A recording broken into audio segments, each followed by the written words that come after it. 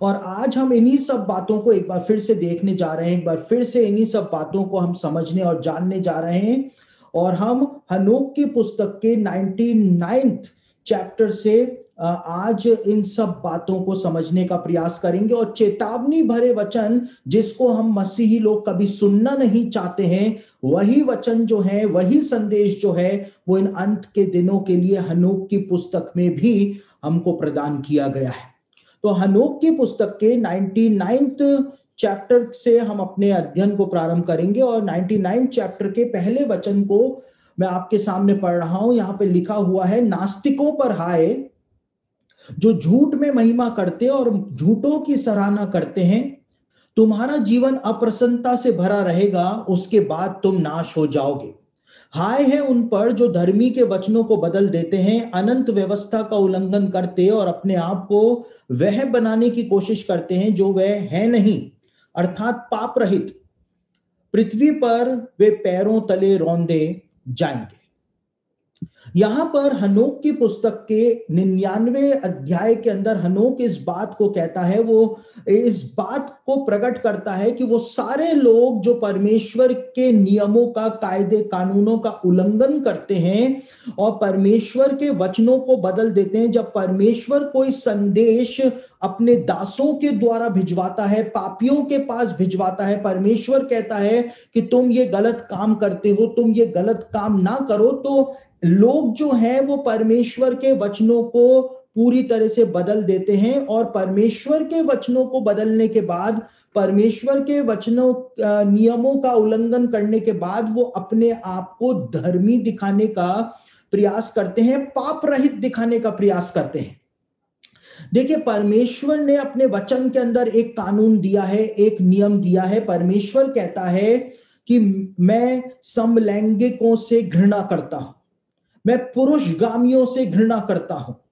लेकिन उसके बावजूद हम क्या देखते हैं? उसके बावजूद हम इस बात को देखते हैं कि आज पूरी दुनिया के अंदर होमोसेक्सुअलिटी जो है वो बढ़ती चली जा रही है। और परमेश्वर के नियमों को की धज्जियां उड़ा करके आज ये दिखाया जा रहा है कि जो होमोसेक्सुअल्स हैं वो विश्वासियों से भी ज्यादा धर्मी हैं। यानी वो लोग जो कि परमेश्वर के नियमों की पालना करते हैं, उनसे भी ज्यादा धर्मी, उनसे भी ज्यादा पाप रहित कौन हो गए हैं? वो आज समलैंगिक हो गए हैं।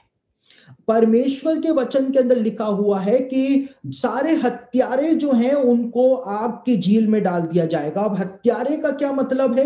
हत्यारे का मतलब है, कलीसियाई इतिहास बताता है कि वो सारी महिलाएं जो गर्भपात करवाया करती थी और वो सारे लोग जो गर्भपात किया करते थे, उनको हत्यारे कहा जाता था। वो हत्या करने का पाप माना जाता था। और इसीलिए प्रकाशित वाक्य में लिखा हुआ है कि सारे हत्यारे जो हैं वो आग की झील में डाले जाएंगे। और इसीलिए याकूब की पत्री में लिखा हुआ है कि तुम तो डहा और हत्या करते हो। यानी कलीसिया के लोग थे जो खूनी थे, हत्यारे थे। और कैसे हत्यारे थे? कलीसिया इतिहास बताता है कि हत्या करने का अर्थ कलीसिया में यह माना जाता था कि जब कोई स्त्री गर्भपात करा लिया करती थी या कर लिया करती थी तो उसको हत्या करना कहा जाता था। तो यहां पर आज क्या हो गया है, वो अंत के दिनों के बारे में जब संदेश दे रहा है तो वो कह रहा है कि ऐसे लोग हैं जो धर्मी के वचनों को पलट देते हैं। वो कहते हैं हमको ये सब बातें नहीं सुननी है, ये सब बातें आज के जमाने में वैलिड नहीं है, ये सब बातें आज के जमाने में वैलिड नहीं है। तुम पादरी हो तो तुम ये सारी जो पुराने जमाने की बातें जबरदस्ती थोप रहे हो। आज तो एक मॉडर्न जमाना आ गया है, हम तो बहुत ही ज्यादा एडवांस हो गए हैं। मैं आपको एक उदाहरण देता हूं, सब सुने, बेचारे जिनको नींद आ रही है वो भी सुने। हम इतने एडवांस हो गए हैं, इतने एडवांस हो गए हैं, इतने एडवांस हो गए हैं, लेकिन उसके बावजूद हम मर जाते हैं। हम इतने एडवांस हो गए हैं, इतने एडवांस हो गए हैं, लेकिन एक वायरस को हम रोक नहीं पा रहे। हमारी कोई औकात ही नहीं है उस वायरस के सामने। इतने एडवांस हो गए हैं हम। अगर हम इतने ही एडवांस हो गए हैं तो फिर हम मरते क्यों हैं? आज भी लोग वैसे ही मर रहे हैं जैसा कि 5 या 6 हजार साल पहले लोग मर रहे थे। अगर हम वास्तव में एडवांस हो गए हैं, यदि वास्तव में दुनिया बदल गई है, तो फिर लोगों का मरना भी रुक जाना चाहिए था, जो कि नहीं रुका है। लोगों का जन्म लेना भी रुक जाना चाहिए था, अपने आप ही बड़े का बड़ा इंसान जो है वो उत्पन्न हो जाता अगर दुनिया बदल गई। फिर बच्चा क्यों जन्म लेता है, पूरा का पूरा बड़ा होकर 20-21 साल का डायरेक्ट ही जन्म क्यों नहीं ले लेता है? समझ रहे हैं बात को? तो बदला कुछ भी नहीं है, लेकिन क्या है वहां पे लिखा हुआ है हनोक ने कि अंत के दिनों के लोग क्या करेंगे, वो धर्मी के वचनों को बदलने का प्रयास करेंगे कि ये सब बातें बेकार हैं, ये सब बातें बेकार हैं। देखिए, पाप तो जो है वो तो एक प्रैक्टिकल चीज है। मुझको कई सारे लोग ऐसे मिलते हैं, खास तौर से मसीही जवान जो हैं वो मुझको मिलते हैं, जो इस बात को कहते हैं कि जो शारीरिक अभिलाषाएं हैं वो तो प्रैक्टिकल चीज है, वो तो नेचुरल है। अगर शारीरिक अभिलाषाएं हैं वो तो नेचुरल है, तो अगर हम कुछ गलत कर भी रहे हैं तो वो तो नेचुरल है, परमेश्वर ने तो वो बनाया है, तो फिर हम गलत कैसे हो सकते हैं? समझ रहे हैं बात को? वो धर्मी के वचनों को बदलने का प्रयास करते हैं और परमेश्वर के नियमों का उल्लंघन करके अपने आप को पाप रहित दिखाते हैं। आप देखिए, जब मैं प्रचार करता हूं तो लोग उस प्रचार को सुनना नहीं चाहते हैं। क्यों नहीं सुनना चाहते हैं? क्योंकि मेरे प्रचार के अंदर चेतावनी ही चेतावनियां होती हैं। मेरे प्रचार में मीठी मीठी बातें नहीं होती, मैं किसी के मुंह में लॉलीपॉप नहीं देता हूं, मैं किसी को बड़ा पुचकारता नहीं हूं, मैं सीधी सरल बात बताता हूं, पश्चाताप कर लो, नहीं करोगे मरोगे, तुम जानो तुम्हारा काम जाने, और आग की झील तुम्हारा इंतजार कर रही है। तो लोगों को वो बातें पसंद नहीं आती, वो कहते हैं कि अरे ये फालतू की बातें करता है, कोई न्याय का दिन नहीं आने वाला है, सब कुछ अच्छा चल रहा है, कोई कठिन दिन नहीं आने वाले हैं। अब जब कठिन दिन आज आ गए हैं हमारे जमाने में, हमारे समय में पिछले साल से कठिन दिनों की शुरुआत हो गई है, तो लोगों को क्या लग रहा है? लोगों को यह लग रहा है कि अब अगले साल सब कुछ सही हो जाएगा, थोड़े दिनों में सब कुछ सही हो जाएगा, और वो अपनी दुष्टता को त्यागना नहीं चाह रहे हैं, लेकिन उनको लग रहा है कि बस अब सही हो जाएगा, वैक्सीन आ गई अब सब सही हो जाएगा। वो वैक्सीन भी फेल हो गई। अब अमेरिका के पेंटागन जो है, रक्षा विभाग जो है, उसने एक चिप निकाली है जिसको फीवर चिप कहते हैं। यानी वो चिप जब इंसान के हाथ में लगेगी, शरीर में लगेगी, तो वो चिप बताएगी कि इसको बुखार होने वाला है, वो चिप बताएगी ये वायरस से इन्फेक्टेड हो चुका है, अपने आप ही पहले ही बता देगी, और उस वायरस को वो फिल्टर करके खून से बाहर निकालने का प्रयास करेगी, यानी बाहर निकाल देगी। अब जब वो चिप आ जाएगी तो उसके बाद लोग सोचेंगे अब हम बाहर आ गए, लेकिन वो चिप भी फेल हो जाएगी। बाइबल की भविष्यवाणियां बताती हैं, क्योंकि एट लास्ट जो है वो मार्क ऑफ द बीस्ट आएगा, यानी पशु की छाप आएगी, और लोगों को लगेगा कि ये जो छाप है या ये जो चीज है इसके द्वारा हम बच जाएंगे, लेकिन वो भी फेल हो जाएगी, क्योंकि लिखा हुआ है कि जो मार्क ऑफ द बीस्ट लेगा उसको आग की झील के अंदर डाल दिया जाएगा। देखिए, हम मार्क ऑफ द बीस्ट के जमाने के अंदर प्रवेश कर चुके हैं, क्योंकि हम मास्क ऑफ द बीस्ट में तो आ गए हैं। समझ गए? एक वायरस है जो जानवर में से निकला, चमगादड़ में से निकला या किस में से निकला, लेकिन जानवर के अंदर से एक वायरस निकला, वो इंसानों में आया, तो मास्क ऑफ द बीस्ट तक तो हम आ गए। हम मास्क लगा रहे हैं बीस्ट से बचने के लिए। अब मास्क ऑफ द बीस्ट से हम मार्क ऑफ द बीस्ट की तरफ अब जा रहे हैं। समझ रहे बात को? तो लोग जो हैं, इतना सब कुछ हो रहा है दुनिया में।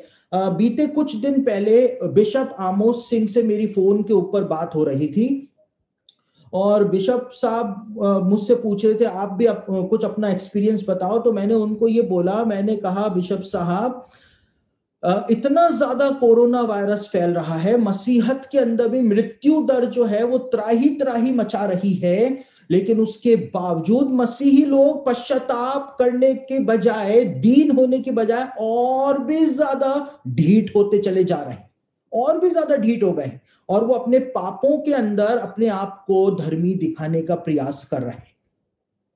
देखिए, वो दिन आएगा जब परमेश्वर हर एक चीज का न्याय यीशु मसीह के द्वारा कर देगा।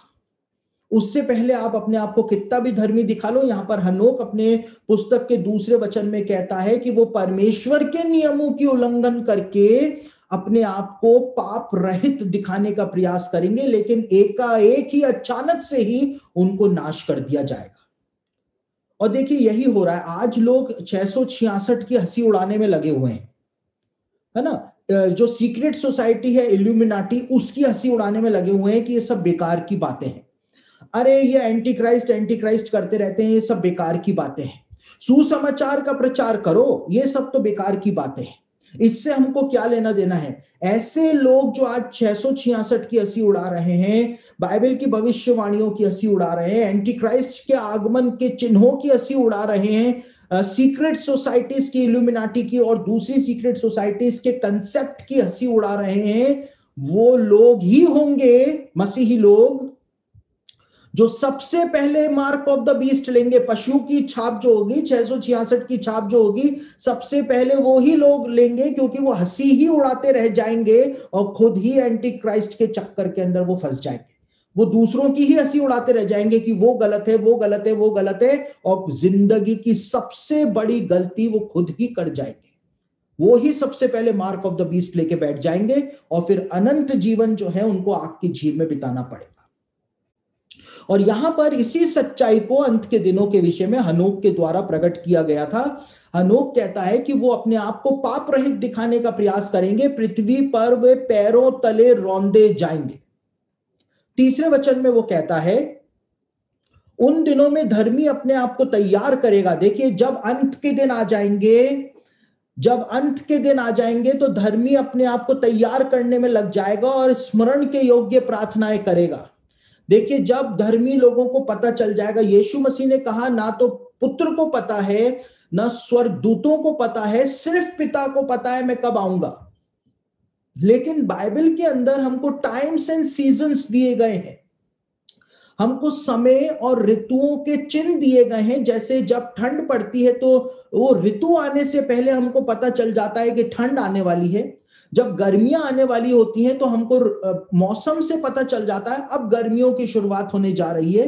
बारिश आने वाली होती है, मॉनसून आने वाला होता है, तो हम देख करके पहचान लेते हैं कि अब बारिश का मौसम शुरू होने वाला है। उसी प्रकार से हमको बाइबल के अंदर ऋतुएं दी गई हैं, समय दिए गए हैं, चिन्ह दिए गए हैं, जिनके द्वारा हमको पता लग जाएगा कि यीशु मसीह का आगमन होने वाला है, आगमन होने वाला है। देखिए, मैं एक बात आपको बताऊं, अब क्योंकि हम हनोक की पुस्तक के अंत में आ गए हैं, इसके बाद क्लासेस होंगी नहीं हनोक की, तो मैं एक बात आपको बताता हूं, बहुत ध्यान से सुने। जिन बेचारों को अब तक नींद आ चुकी है वो भी सुन लें। प्रकाशित वाक्य उसका 6ठा अध्याय जब आप पढ़ेंगे तो वहां पे एक सफेद घोड़े के बारे में बताया हुआ है, सफेद घोड़े का सवार। अब कलीसियाई इतिहास के अंदर उस सफेद घोड़े के विषय में दो विचार चलते हुए आए हैं। एक तो उसको यीशु मसीह का प्रतीक माना जाता है, और कई सारे स्कॉलर्स जो हैं उसको एंटी क्राइस्ट का प्रतीक मानते हैं कि एंटी क्राइस्ट जब विश्व में निकलेगा तो जय प्राप्त करता हुआ जाएगा। कई सारे स्कॉलर्स कहते हैं कि यीशु मसीह बिना तीर, बिना किसी हिंसा के सुसमाचार प्रचार करने के लिए निकला और वो निकलता ही चला गया। उसको शांति का प्रतीक माना जाता है क्योंकि वो सफेद रंग का है। लेकिन सफेद रंग जो है वो सिर्फ शांति का ही प्रतीक नहीं होता है, सफेद रंग जो है वो कफन का भी प्रतीक होता है। समझ रहे बात को?